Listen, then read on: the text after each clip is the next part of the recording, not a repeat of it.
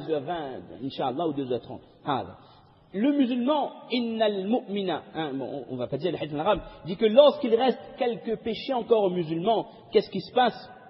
Shuddida alayhi min al-maut. Au moment de mourir, la personne souffre énormément. Parce qu'Allah Ta'ala veut que cette personne retourne auprès de lui sans ces péchés qui sont en train de l'encombrer. Et donc, au moment de mourir, ça va être dur à des souffrances atroces. Nous, on voit la souffrance qui dure 10 minutes.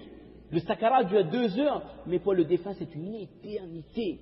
C'est une éternité, c'est des souffrances terribles avant que le ruh se décide enfin de pouvoir sortir, de pouvoir quitter le corps. Et ça, c'est en fonction des péchés. Plus il y a des péchés, plus la sortie du ruh est quelque chose de difficile et quelque chose d'éprouvant.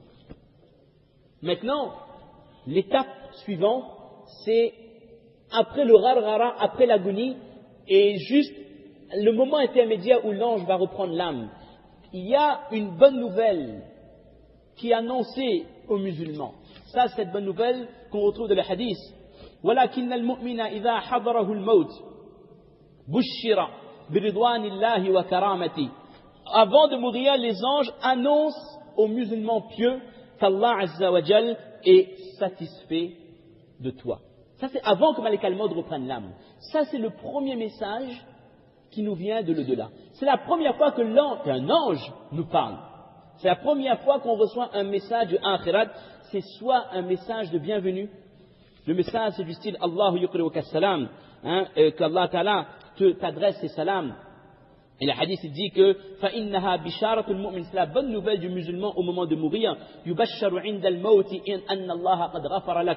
On lui annonce la bonne nouvelle qu'Allah Ta'ala t'a déjà accordé son pardon. Ça, c'est ce moment clé là où le musulman avant de mourir, il reçoit soit la bonne nouvelle qu'Allah est satisfait de lui, ou alors si c'était un pécheur ou quelqu'un qui a vécu dans la désobéissance d'Allah, il reçoit les mauvaises nouvelles. Dans l'université d'Imam Ahmad ibn Hanbal, rahimahullah, il dit que le prophète alayhi salatu wassalam expliquait à ses sahaba une fois comment le musulman meurt. Quand une personne arrive à un degré, à un moment de sa vie où les dernières secondes lui restent et qu'il va passer dans le monde de l'au-delà, il y a un ange qui vient. Il y a des anges qui viennent exactement comme on a décrit. Ces anges, ils s'assoient auprès de lui et puis il y a Malik al-Maut qui vient et là on lui annonce la bonne nouvelle, si c'est un musulman pieux. Et là son âme, quand il quitte son corps, l'âme sera posée dans le kafan, dans le linceul du Jannat. Et lorsque l'âme est posée dans le linceul, l'âme a quitté le corps, l'âme s'adresse au corps. Et il dit qu'Allah te récompense. لَقَدْ كُنْتَ بِي سَرِيعًا إِلَىٰ طَاعَةِ اللَّهِ, que toute ta vie, tu as été obéissant envers Allah subhanahu wa ta'ala et tu as su rester éloigné des péchés, de la désobéissance d'Allah subhanahu wa ta'ala. Et là, lorsque cette âme va s'élever, va quitter le dunya, là la terre se met à pleurer. La terre où le musulman adorait Allah, l'endroit où ce musulman faisait le namaz, les endroits où il faisait le dhikrullah, ces endroits-là pleurent la mort du musulman. Mais les kuffars, la terre ne pleure pas le départ. Quand le peuple de Pharaon est mort, et d'une manière générale, quand les kuffars quittent le dunya, au contraire, le dunya est content. Parce qu'à cause de lui, c'était un moyen de azab, de malédiction d'Allah Azza wa Jal. Donc quand l'âme est mise dans le kafan avec les anges, le kafan du Jannat avec les hanout, les parfums du Jannat, l'âme décolle du sol, l'endroit, la terre se met à pleurer du départ d'un homme pieux, du départ d'un waliyullah. Et là, il dit que lorsque les gens, on va dire ça, les gens du vin par exemple, les gens ils donnent le bain mortuaire, là, yaqlibuhu banu Adam, à chaque fois qu'on bouge qu'on le retourne, ou qu'on le met dans l'autre sens, là également les anges, ils se joignent à ce mouvement, les anges de la Rahma. Pour l'homme pieux, ils accompagnent chaque mouvement et ils surveillent comment le roussal est donné à cette personne. Et au niveau de la maison de cette personne, l'endroit où la personne résidait, où il y avait l'endroit d'où son maït va sortir, وَيَقُومُ مِنْ بَابِ بَيْتِهِ إِلَى بَابِ قَبْرِهِ صَفَّانِ مِنَ الْمَلَائِكَةِ. Il y a 2 safs, 2 rangées de malaïka depuis l'endroit où est son corps, sa maison ailleurs, jusqu'à le Kabristan, 2 rangées d'anges. Ils font des rangs comme nous quand Mayet sort, on a 2 rangées et on accompagne pour porter. Il y a 2 rangées de malaïka qui accompagnent son corps depuis sa maison jusqu'au Kabristan, jusqu'au cimetière. Et là, Iblis, il hurle, Shaitan, il crie. Et qu'est-ce qu'il crie, Shaitan? Il s'adresse au shayatin qui était présent avec cette personne, qui vivait avec lui, au qarin, qui lui incitait à faire des péchés. Comment vous avez laissé échapper cette personne?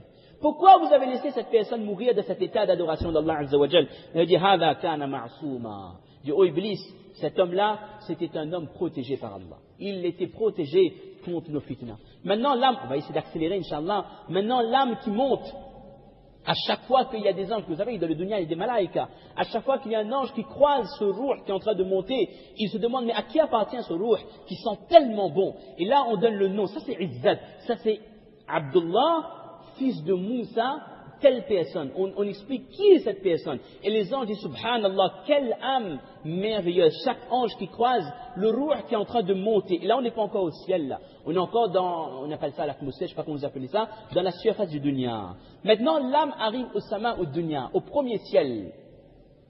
Les malaïkas qui amènent, qui portent cet ange, qui portent cette âme, ils font istiftah, ils demandent ijazat, ils cognent la porte du ciel pour pouvoir accéder. Et là, les anges, ils accueillent avec des doigts cette âme pieuse, cette âme pure qui retourne auprès d'Allah. Et au niveau de chaque ciel, on va aller plus vite, chaque ciel, il y a des messages de bienvenue, jusqu'à ce que ce ruh, cette âme, soit accueillie au 7e ciel. Et dans certaines versions, il est dit que maintenant c'est Jibril en personne. Jibril alayhi salam accueille cette âme au dernier ciel, là au 7e ciel, avec sab'ina alfa min al-malaika, avec 70 000 anges. Et ces 70 000 anges annoncent la bonne nouvelle à cette âme qui arrive au 7e ciel, qui va dans quelques secondes rencontrer Allah subhanahu wa ta'ala. Et là, l'âme se présente devant le arsh d'Allah, et là, le ruh, il se met en position de sijda devant le trône d'Allah subhanahu wa ta'ala. Ça, c'est le izzat, mes chers frères. Quand mon ruh, il atteint le ciel, il atteint le arsh d'Allah, que mon ruh se prosterne devant Allah subhanahu wa ta'ala. Allahumma ja'alna minhum. Et là, Allah subhanahu wa ta'ala est satisfait de cette âme, dit, uktubu kitabi abdi fi illiyin, accordez des hauts degrés à mon serviteur. Maintenant, retournez-le dans le dunya, retournez l'âme dans le corps, donc sous la terre, parce que c'est de la terre que je vous ai créé, et c'est dans la terre que vous retournerez, et c'est de la terre que vous serez un jour ressuscité. Ça, c'est l'âme qui quitte le corps, qui quitte le dunya, qui traverse l'atmosphère, qui passe les 7 cieux, qui arrive auprès du arsh d'Allah, qui reçoit la bonne nouvelle des anges et de Jibril en personne, et qui est accueilli, qui reçoit la bonne nouvelle de la part d'Allah. Et maintenant, cette âme va redescendre dans le corps de la personne, dans cette enveloppe charnelle, parce qu'il y a une autre étape qui l'attend. Il y a l'étape de le monde de Barzakh, le monde de la tombe.